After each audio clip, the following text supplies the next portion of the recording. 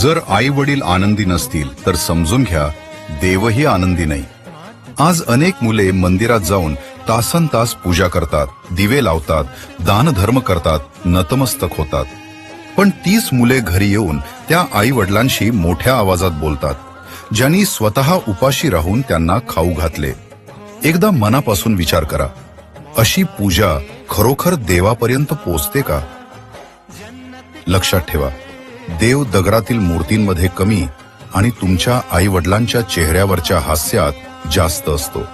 ज्या दिवशी तुमच्यामुळे तुमच्या आईच्या डोळ्यात पाणी येईल त्या दिवशी केलेली सर्व पूजा व्यर्थ ठरते. पण ज्या दिवशी तुम्ही तुमच्या वडिलांच्या थकलेल्या चेहऱ्यावर एक छोटीशी हसू आणता तेव्हा समजून घ्या देव तुमच्या घरी येतो. आयुष्यात काही मोठं बनायचं असेल तर सर्वात आधी आपल्या आई वडिलांचे मन जिंका.